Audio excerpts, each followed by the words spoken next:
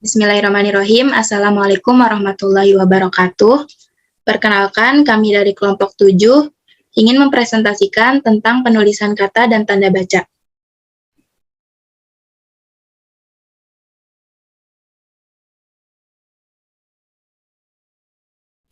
Sebelumnya, perkenalkan anggota kelompok kami, yaitu saya sendiri, Aulia Rahma Qur'ani, dan ada teman saya, yaitu Sifa Aulia Rahma dan Raihana Zafira Zahra.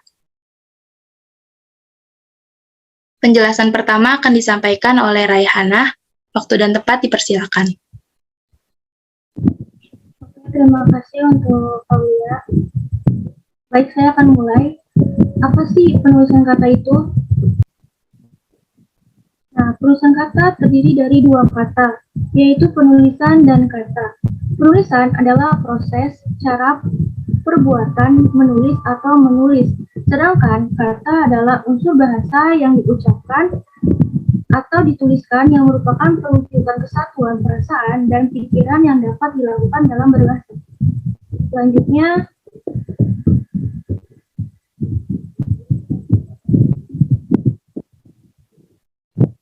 ada pedoman umum penulisan kata. Yang pertama ada kata dasar. Kata yang berupa kata dasar ditulis sebagai satu kesatuan. Misalnya, saya pergi ke sekolah. Novel penulis itu sangat bagus. Yang kedua ada kata berimbuhan. Yang pertama, imbuhan, awalan, sisipan, akhiran, serta gabungan awalan dan akhiran ditulis serangkai dengan bentuk dasarnya. Misalnya, berjalan dan mempermudah.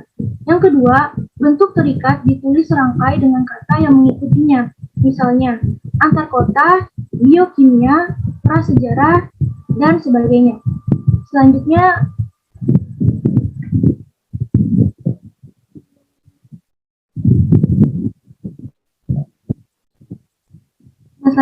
ada bentuk ulang. Bentuk ulang ditulis dengan menggunakan tanda hubung di antara unsur-unsurnya. Misalnya, anak-anak, biri-biri, buku-buku, cumi-cumi, dan sebagainya. Yang selanjutnya ada gabungan kata. Gabungan kata dibagi menjadi 5. Yang pertama ada unsur gabungan kata yang lazim disebut kata majmuk, termasuk istilah khusus ditulis terpisah. Misalnya, duta besar, model linear, dan kambing hitam. Yang kedua, gabungan kata yang dapat menimbulkan salah pengertian ditulis dengan membubuhkan tanda hubung di antara unsur-unsurnya. Misalnya, anak istri pejabat, dan buku sejarah baru. Yang ketiga, gabungan kata yang penulisannya terpisah tetap ditulis terpisah jika mendapat awalan atau akhiran. Misalnya, bertepuk tangan, menganak sungai, garis bawahi, sebar luaskan. Yang selanjutnya, yang keempat, ada gabungan kata yang mendapat awalan dan akhiran sekaligus ditulis rangkai. Misalnya, dilipat gandakan, menggaris bawahi, menyebarluaskan. Yang kelima, gabungan kata yang sudah dipadu ditulis rangkai. Misalnya, acap kali, ada kalanya, apalagi, dan sebagainya. Selanjutnya,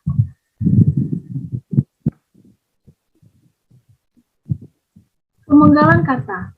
Yang pertama, pemenggalan kata pada kata dasar dilakukan sebagai berikut. Jika di tengah kata terdapat huruf vokal yang berurutan, pemenggalannya dilakukan di antara kedua huruf vokal itu. Misalnya, buah, main, niat, dan saat. Lalu, huruf di tong ai, au, ei, dan oi tidak dipenggal. Misalnya, pandai, aula, survei, dan amboy. Lalu, jika di tengah kata dasar terdapat huruf konsonan, termasuk gabungan huruf konsonan di antara dua huruf vokal, pemenggalannya dilakukan sebelum huruf konsonan itu. Misalnya, bapak, lawan, dengan. Yang selanjutnya,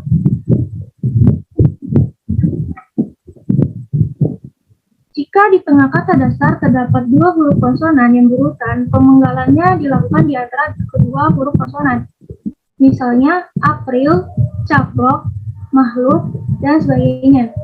Nah, jika di tengah kata dasar terdapat 3 huruf konsonan atau lebih yang masing-masing melambangkan satu bunyi, Pemengalannya dilakukan di antara huruf konsonan yang pertama dan huruf konsonan yang kedua. Misalnya ultra, infra, bentrok, dan instrumen. Selanjutnya, yang kedua, pemengalan kata turunan sedapat-dapatnya dilakukan di antara bentuk dasar dan unsur pembentukannya. Misalnya, membantu, diambil, terbawa. Yang ketiga, nama orang yang terdiri atas dua unsur atau lebih pada akhir barisan dipenggal di antara unsur-unsurnya. Misalnya, lagu Indonesia Raya digubah oleh Wage Rudolf Supratman. Yang keempat, jika sebuah kata terdiri atas dua unsur atau lebih, dan salah satu unsurnya itu dapat bergabung dengan unsur lain, pemengalannya dilakukan di antara unsur-unsur itu. Tiap unsur gabungan itu dipenggal seperti pada kata dasar. Misalnya, biografi menjadi biografi, lalu menjadi bi, o, gra, dan f. Yang kelima, singkatan nama diri dan gelar terdiri atas dua huruf atau lebih tidak dipenggal. Misalnya, pujangga terakhir keraton Surakarta bergelar R.N.J. Rangga Warsita. Selanjutnya, ada kata depan. Kata depan seperti di, ke, dan dari ditulis terpisah dari kata yang mengikutinya. Misalnya, di mana dia sekarang? Mari kita berangkat ke kantor. Cincin itu terbuat dari emas. Lalu ada partikel. Partikel, lah, kah, dan ta ditulis serangkai dengan kata yang mendahulunya. Misalnya, bacalah buku itu baik-baik. Siapakah gerangan dia? Apatah gunanya bersedih hati? Yang kedua, partikel pun ditulis terpisah dari kata yang mendahulunya. Misalnya, apapun permasalahannya yang muncul, dia dapat mengatasinya dengan bijaksana. Yang selanjutnya, ada singkatan dan akronim. Yang pertama, singkatan dan nama orang, gelar, sapaan, jabatan, atau pangkat diikuti dengan tanda titik pada setiap unsur singkatan itu. Misalnya, H. A.H. Nasution menjadi Abdul Haris Nasution. SE menjadi sarjana ekonomi. Yang kedua, singkatan yang terdiri atas 3 huruf atau lebih diikuti dengan tanda titik. Misalnya, DLL titik menjadi dan lain-lain. DSB titik singkatan dari sebagainya, DST singkatan dari dan seterusnya. Yang ketiga, jika singkatan yang terdiri atas huruf awal setiap kata nama lembaga, pemerintahan, dan ketatanegaraan, lembaga, pendidikan, badan, atau organisasi, serta nama dokumen resmi ditulis dengan huruf kapital tanpa tanda titik. Misalnya, NKRI singkatan dari Negara Kesatuan Republik Indonesia, UI singkatan dari Universitas Indonesia. Lalu, jika singkatan yang terdiri atas huruf awal setiap kata yang bukan nama diri ditulis dengan huruf kapital tanpa titik. Misalnya, PT singkatan dari Perseroan Terbatas. MAN singkatan dari Madrasah Aliyah Negeri, dan SD singkatan dari Sekolah Dasar. Untuk selanjutnya akan dijelaskan oleh Siva Aulia Rama. Waktu dipisahkan.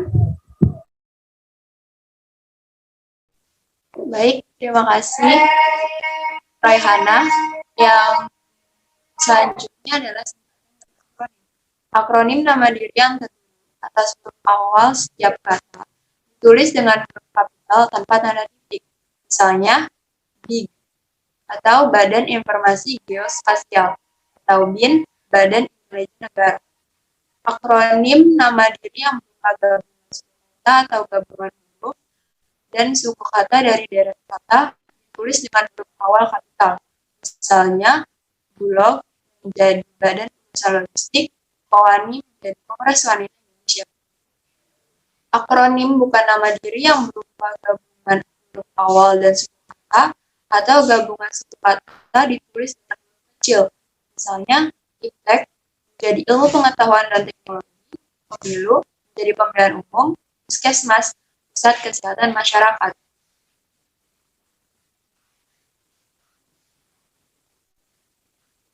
Dan selanjutnya ada angka dan bilangan. Bilangan dalam teks yang dapat dinyatakan dengan satu atau dua kata ditulis dengan huruf, kecuali jika dipakai secara berurutan seperti dalam perincian. Misalnya, mereka menonton drama itu sampai 3 kali. 2. Bilangan pada awal kalimat ditulis dengan huruf. Misalnya, 3 pemenang sayembara itu diundang ke Jakarta. Apabila bilangan pada awal kalimat tidak dapat dinyatakan dengan satu atau dua kata, susunan kalimatnya diubah. Misalnya, panitia mengundang 250 orang peserta. 3.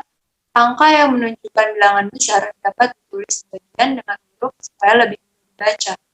Misalnya, perusahaan itu baru saja mendapat pinjaman 550 miliar rupiah. Yang keempat, angka dipakai untuk menyatakan ukuran panjang, berat, luas, isi, dan waktu, serta nilai uang.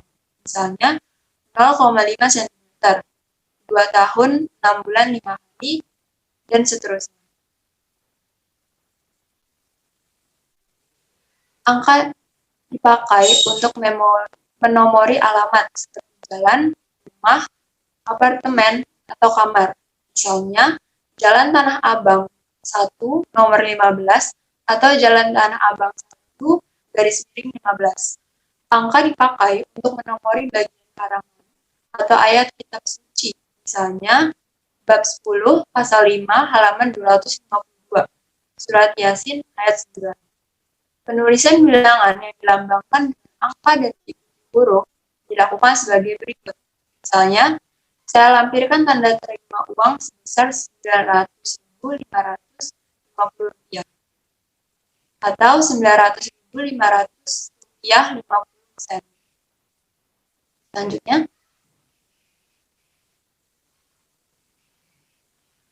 kata ganti ku, kau, ku, mu, dan nya. Kata ganti ku dan kau ditulis serangkai dengan kata yang mengikutinya, sedangkan ku dan nya ditulis serangkai dengan kata yang mendahuluinya. Misalnya, rumah itu telah dijual, majalah ini boleh kau baca, dan selanjutnya. Kata sandang si dan sang, kata si dan sang ditulis terpisah dari kata yang mengikutinya. Misalnya, surat itu dikembalikan kepada si pengirim, toko itu memberikan hadiah kepada si pembeli, dan seterusnya.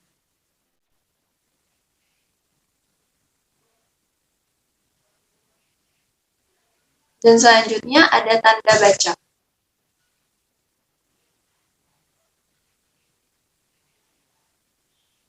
Tanda baca adalah tanda-tanda yang digunakan di dalam bahasa tulis agar kalimat-kalimat yang kita tulis dapat dipahami orang persis yang kita maksudkan. Oleh karena itu, tanda baca sangat penting agar kalimat dalam suatu paragraf mudah dipahami sehingga tidak terjadi kesalahan makna yang disampaikan oleh penulis. Tanda titik. Tanda titik dipakai jika pertama ada kalimat akhir pernyataan. Misalnya, mereka duduk di sana. 2. Di belakang angka atau huruf dalam suatu bagan besar atau daftar. Misalnya, 1. Patokan umum, 1.1 isi karangan, 1.2 ilustrasi, dan sebagainya. Yang ketiga, untuk memisahkan angka, jam, menit, dan detik yang menunjukkan waktu atau jangka waktu. Misalnya, pukul 1.35.20, pukul 1 lewat 35 menit 20 detik, atau pukul 1 35 menit 20 detik. 4. Dalam daftar pustaka di antara nama penulis, tahun, judul tulisan yang tidak berakhir dengan tanda tanya atau tanda seru, dan tempat terbit. Misalnya, Moeliono Anton M. 1989, Bara Bahasa, Jakarta, Gramedia.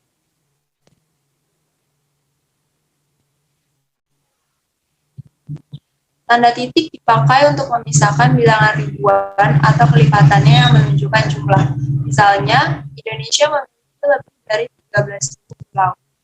Penduduk kota itu lebih dari 7 juta orang. Tanda titik tidak dipakai jika 1.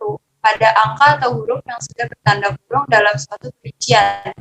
Misalnya, A. Lambang Kebanggaan Nasional, B. Identitas Nasional. Kedua, ada akhir penomoran digital yang lebih dari satu angka. Yang ketiga, di belakang angka atau angka terakhir dalam penomoran deret digital yang lebih dari satu angka dalam judul tabel, bagan, grafik, atau gambar. Misalnya, bagan 2 struktur organisasi. 4. Untuk memisahkan bilangan atau kelipatan tidak menunjukkan jumlah. Misalnya, dia lahir pada tahun 1956 di Bandung.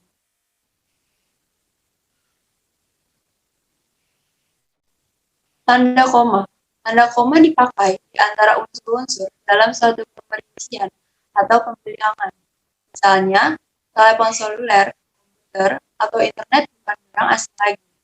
2. Tanda koma dipakai sebelum kata penghubung, seperti tapi, melainkan, dan sedangkan. Dalam kalimat majemuk atau setara, misalnya, ini bukan milik saya, melainkan milik ayah saya. Ketiga, untuk memisahkan anak kalimat yang mendahului kalimat, misalnya, kalau diundang, saya akan datang. Tanda koma tidak dipakai jika induk kalimat mendahului anak kalimat.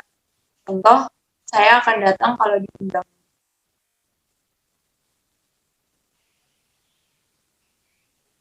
4. Dipakai di belakang kata atau ungkapan antar kalimat, seperti oleh karena itu, jadi, dengan demikian, sehubungan dengan itu, dan meskipun demikian. Misalnya, anak itu memang rajin membaca sejak kecil, jadi wajar kalau dia menjadi bintang pelajar. 5. Dipakai sebelum dan atau sesudah kata seru, seperti oh, ya, waduh, atau hai, dan kata yang dipakai sebagai sapaan, seperti bu, dik, atau nak. Misalnya, oh, gitu. Nah, kapan selesai kuliah?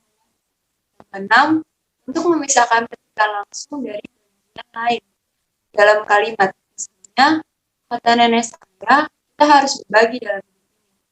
Tanda koma tidak dipakai untuk memisahkan petikan langsung. Misalnya, mana saudara tinggal? Tanya Pak Lurah.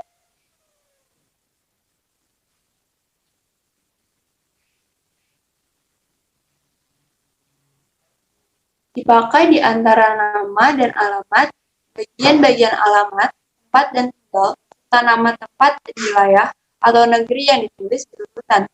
Misalnya, Dekan Fakultas Kedokteran, Universitas Indonesia, Jalan Salam Raya, Jakarta. Untuk memisahkan bagian nama yang dibalik susunannya dalam daftar pustaka.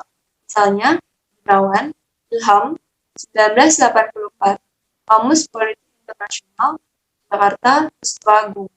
9. Tanda koma dipakai di antara bagian-bagian dalam catatan kaki atau catatan akhir. Misalnya, Hadi Kusuma Hilman, Ensiklopedi Hukum Adat dan Adat Budaya Indonesia, Bandung, alumni 1977, halaman 12. 10. Tanda koma dipakai di antara nama orang dan singkatan gelar akademis yang mengikutinya untuk membedakannya dari warga atau marga.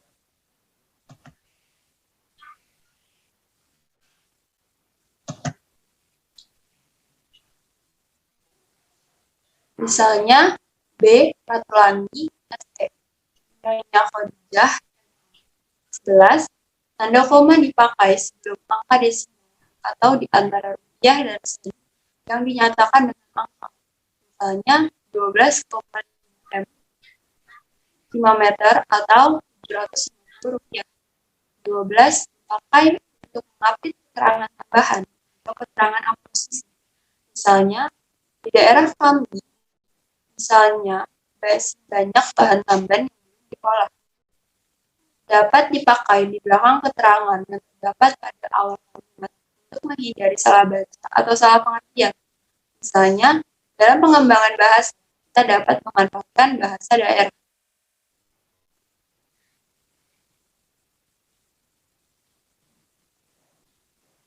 C. Tanda titik koma dapat dipakai sebagai pengganti kata penghubung untuk memisahkan kalimat setara yang satu dari kalimat setara yang lain dalam kalimat penghubung.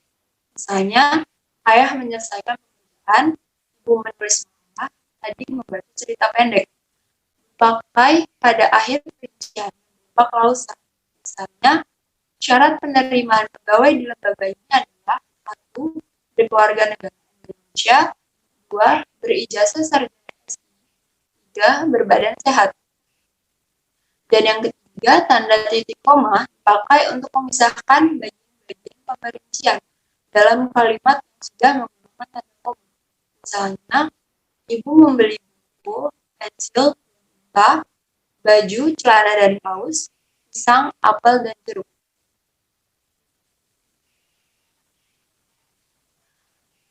Tanda titik 2. Yang pertama, dipakai pada suatu pernyataan lengkap ikuti pemerincian atau penjelasan.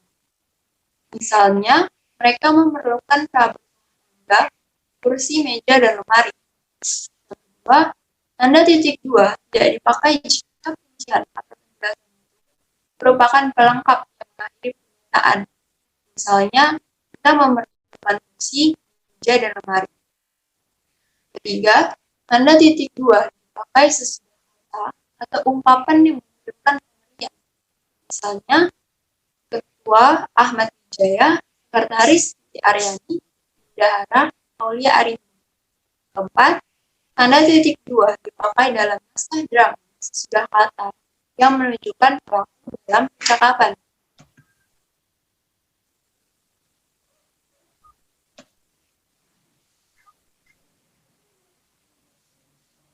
Contohnya, Ibu, bawa koper ini nak. Amir, baik Bu. Jangan lupa letakkan baik-baik. Yang kelima, tanda titik 2 dipakai di antara jilid atau nomor dan halaman surah dari ayat dalam kitab suci, judul dan anak judul suatu karangan, serta nama kota dan penerbit dalam daftar pustaka. Misalnya, surat Al-Baqarah ayat 2 sampai 5, ayat 1 sampai 3.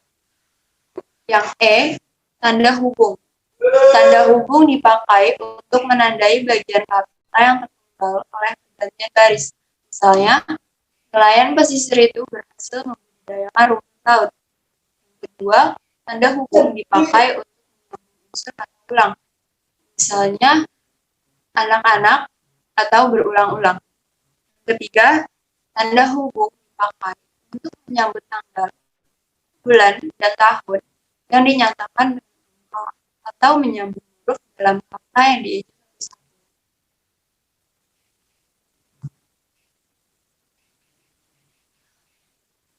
Contohnya, P, strip A, strip N, strip I, strip T, strip I, strip A. Yang keempat, tanda hubung dapat dipakai untuk memperjelas hubungan bagian kata atau ungkapan. Misalnya, berevolusi 25 ribuan atau 25 kata 1000. 5. Dipakai untuk merangkai dengan kata berikutnya dimulai dengan huruf kapital. Contoh, se-Indonesia. Ke peringkat kedua. Angka dengan angka tahun 1950-an atau imbuhan dengan yang berupa huruf kapital. Hari H. Kata dengan kata ganti Tuhan, ciptaannya, huruf dan angka D3 atau S1, dan kata ganti U, mu, dan nah dengan singkatan yang berupa huruf kapital. KTP-mu, isinya. Keenam, untuk merangkai unsur bahasa Indonesia dengan unsur bahasa daerah atau bahasa asing. Selanjutnya akan dijelaskan oleh Aulia Rahma. Silakan Aulia. Terima kasih Ci Paulia. Contohnya yaitu disowani atau bahasa Jawa yang berarti didatangi. Lalu ada di backup. Dan yang selanjutnya, yang ketujuh, tanda hubung digunakan untuk menandai bentuk terikat yang menjadi objek bahasan. Misalnya, kata pasca berasal dari bahasa Sanskerta. Yang selanjutnya yaitu tanda pisah. Yang pertama, tanda pisah dapat dipakai untuk membatasi penyisipan kata atau kalimat yang memberi penjelasan di luar bangunan kalimat. Misalnya, keberhasilan itu kita sependapat dapat dicapai jika kita mau berusaha keras. Yang kedua, tanda pisah dapat dipakai juga untuk menegaskan adanya keterangan aposisi atau keterangan yang lain.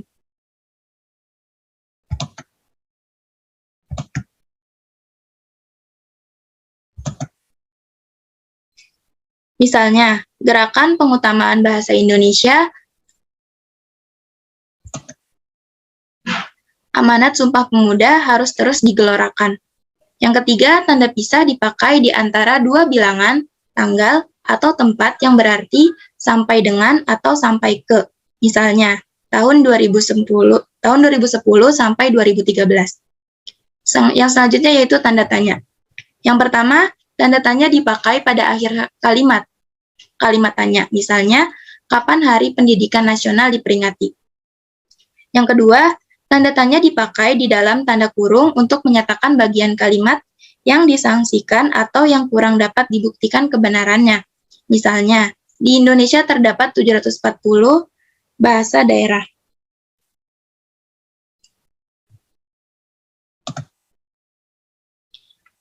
Yang selanjutnya yaitu tanda seru. Tanda seru dipakai untuk mengakhiri ungkapan atau pernyataan yang berupa seruan atau perintah yang menggambarkan kesungguhan, ketidakpercayaan, atau emosi yang kuat. Misalnya, alangkah indahnya taman laut di Bunaken. Mari kita dukung gerakan cinta bahasa Indonesia. Yang selanjutnya yaitu tanda elipsis. Tanda elipsis dipakai untuk menunjukkan bahwa dalam suatu kalimat atau kutipan ada bagian yang dihilangkan. Misalnya, penyebab kemerosotan akan diteliti lebih lanjut. Catatan, tanda elipsis didahului dan diikuti dengan spasi. Dan selanjutnya tanda elipsis juga pada akhir kalimat diikuti oleh tanda titik atau jumlah titik 4 buah. Yang kedua yaitu tanda elipsis dipakai untuk menulis ujaran yang tidak selesai dalam dialog. Misalnya, menurut saya seperti bagaimana, Bu?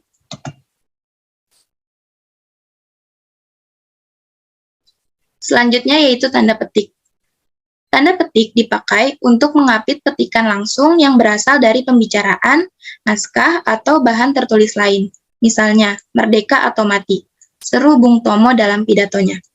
Yang kedua, tanda petik dipakai untuk mengapit judul sajak, lagu, film, sinetron, artikel, naskah, atau bab buku yang dipakai dalam kalimat. Misalnya, sejak pahlawanku terdapat pada halaman 125 buku itu. Yang ketiga, tanda petik dipakai untuk mengapit istilah ilmiah yang kurang dikenal atau kata yang mempunyai arti khusus. Misalnya, dilarang memberikan amplop kepada petugas. Selanjutnya yaitu tanda petik tunggal. Tanda petik tunggal dipakai untuk mengapit petikan yang terdapat dalam petikan lain. Misalnya, ku dengar teriakan anakku, ibu, bapak pulang, dan rasa letihku lenyap seketika, ujar Pak Hamdan. Yang kedua, tanda petik tunggal dipakai untuk mengapit makna, terjemahan, atau penjelasan kata atau ungkapan. Misalnya, tergugat, yang berarti yang digugat. Retina, dinding mata sebelah dalam. Yang selanjutnya yaitu tanda kurung. Tanda kurung dipakai untuk mengapit tambahan keterangan atau penjelasan. Misalnya, dia memperpanjang surat izin mengemudi atau SIM. Yang kedua, tanda kurung dipakai untuk mengapit keterangan atau penjelasan yang bukan bagian utama kalimat. Misalnya, sajak Tranggono yang berjudul Ubud atau nama tempat yang terkenal di Bali, ditulis pada tahun 1962. Yang ketiga, tanda kurung dipakai untuk mengapit huruf atau kata yang keberadaannya di dalam teks dapat dimunculkan atau dihilangkan.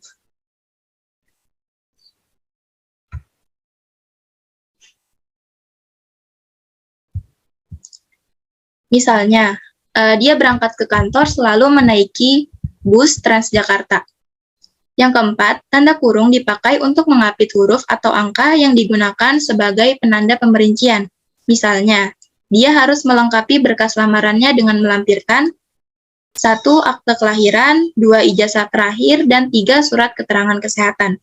Selanjutnya yaitu tanda kurung siku.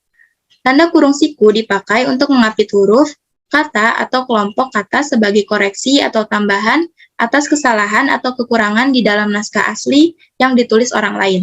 Misalnya, penggunaan bahasa dalam karya ilmiah harus sesuai dengan kaidah bahasa Indonesia.